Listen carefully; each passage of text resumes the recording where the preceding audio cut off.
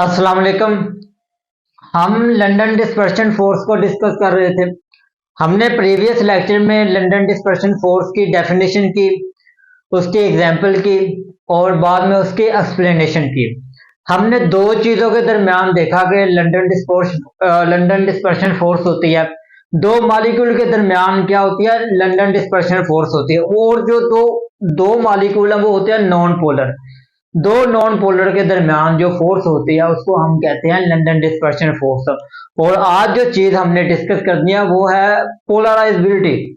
Polarisability क्या होता है, व्हाट इज द पोलराइजेबिलिटी। और बच्चे ये याद रखिएगा, आपका पेपर के हवाले से बहुत ज्यादा इंपॉर्टेंट शॉर्ट क्वेश्चन है। What is the polarisability, polarisability क्या होता है, इसको अच्छे तरीके से करना है हमने। पोलराइजेबिलिटी, पोलराइजेबिलिटी क्या होता है। अब जो पोलराइजेबिलिटी है ये बच्चे दो लफ्ज से मिलकर बना है। पोलराइजेबिलिटी है जो ये दो लफ्ज से मिलकर बना है। पहला है पोलराइजेबिलिटी। पोलराइजेबिलिटी ये कितने लफ्ज से मिलकर बना है, दो वर्ड से मिलकर बना है। अब पोलराइज का मतलब होता है किसी भी मॉलिक्यूल के अंदर पोल्स बनने की सलाहियत को हम क्या कहते हैं, पोलराइजेबिलिटी कहते हैं। अब इसको हम कहते हैं पोल्स। ये होता है, ये पोल से निकला है और इसको हम कहते हैं पोलराइज। ये पोल से निकला है, इसको हम क्या कहते हैं, पोलराइज कहते हैं। और ये जो अबिलिटी है, और ये अबिलिटी निकला है सलाहियत, और अबिलिटी को हम क्या कहते हैं, सलाहियत कहते हैं। यानी किसी भी मॉलिक्यूल के अंदर, किसी भी एटम के अंदर जो पोलराइज, जो पोल्स बनने की सलाहियत होती है उसको हम क्या कहते हैं, पोलराइजेबिलिटी कहते हैं। किसी भी मॉलिक्यूल या किसी भी एटम के अंदर बनने की सलाहियत, क्या बनने की सलाहियत, पोल्स बनने की सलाहियत को हम क्या कहते हैं, पोलराइजेबिलिटी कहते हैं। फॉर एग्जाम्पल मेरे पास दो मॉलिक्यूल है। कितने मॉलिक्यूल है, दो मॉलिक्यूल है।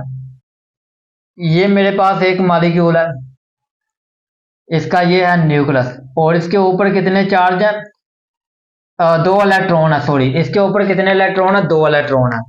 इसी तरह मेरे पास एक ये मॉलिक्यूल है,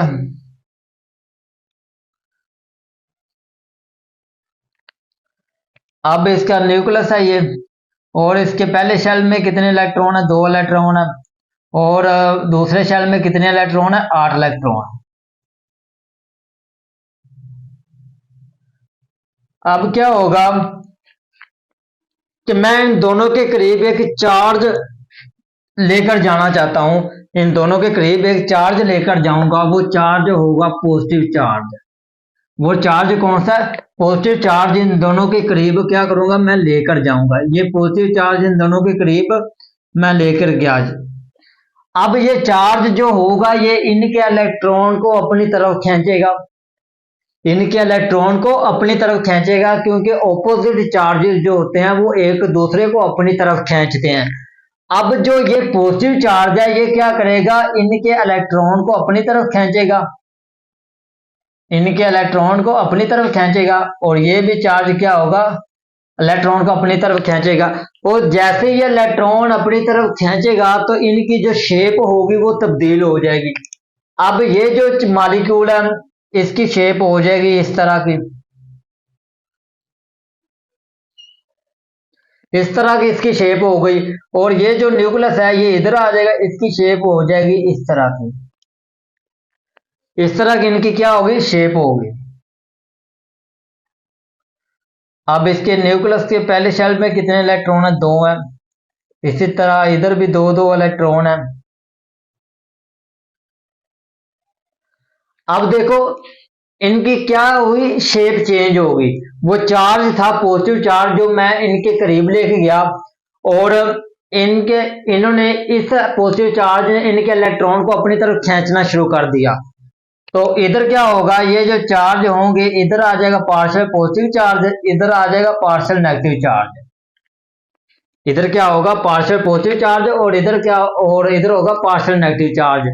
इलेक्ट्रोनेगेटिविटी पार्शियल नेगेटिव चार्ज की ज्यादा होती है और पार्शियल पॉजिटिव चार्ज की इलेक्ट्रोनेगेटिविटी कम होती है। अब ये जो पोल्स बने हैं, इनके दरमियान जो सलाहियत होती है किसी भी एटम या किसी भी मॉलिक्यूल के अंदर जो पोल्स बनने की सलाहियत होती है, उसको हम क्या कहते हैं? पोलराइजेबिलिटी कहते हैं।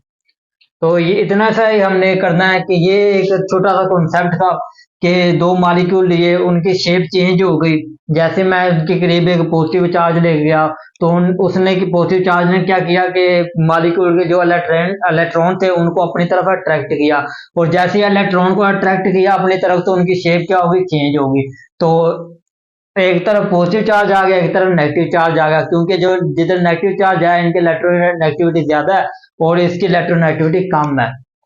तो सबसे पहले पोलराइजेबिलिटी, इसकी हम डेफिनेशन करेंगे। पोलराइजेबिलिटी की डेफिनेशन क्या क्या है? द एक्सटेंट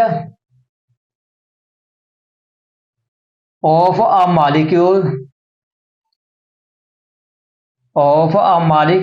मॉलिक्यूल भी आप कर सकते हो या फिर आप एटम भी कर सकते हो। इन दोनों में आप जो मर्जी कर सकते हो, ये सेम ही है।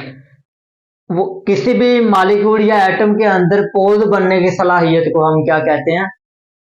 पोलराइजेबिलिटी कहते हैं। Molecule to become polarise to become to become polarise is called polarisability. उसको हम क्या कहते हैं? Is called polarisability. उसको हम पोलराइजेबिलिटी कहते हैं। तो ये थी बच्चे डेफिनेशन एक छोटी सी।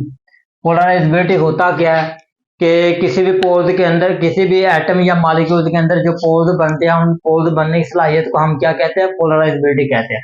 उसके बाद आप कर दो इसके फैक्टर, और ये किन चीजों के ऊपर इफेक्ट करता है? सॉरी, इसके फैक्टर्स क्या है? पहला फैक्टर होगा size of an atom.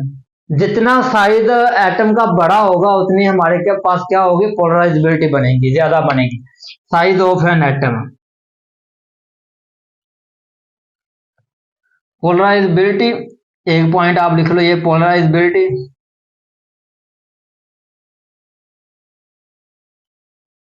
Polarisability is the depend of is the depend on is the depend on पहला है हमारे पास size of an atom, size of an atom. दूसरा है number of atom present in molecule.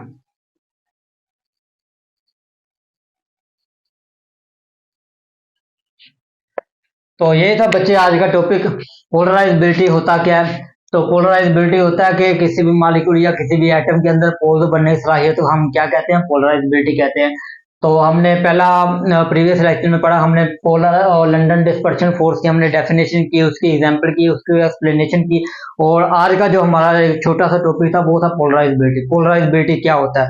सबसे पहले हमने polarisability की डेफिनेशन की, उसके बाद हमने इसकी क्या के फैक्टर किए। और ये जो शॉर्ट बोर्ड के हवाले से ये शॉर्ट क्वेश्चन बहुत ज्यादा इम्पोर्टेंट है। मैं आपको साथ साथ बता रहा हूँ जो चीज इम्पोर्टेंट है, जो चीज इम्पोर्टेंट नहीं है, इनको अच्छे तरीके से कर लीजिएगा। सबसे इम्पोर्टेंट चीज जो होती है ना, वो समझना है। अगर आप बच्चे किसी भी चीज को ना समझोगे तो आप उसकी थ्योरी नहीं कर सकते। तो इसलिए सबसे पहले जो चीज है वो समझना जरूरी है। तो ये था हमारा आज का टॉपिक। अल्लाह हाफिज।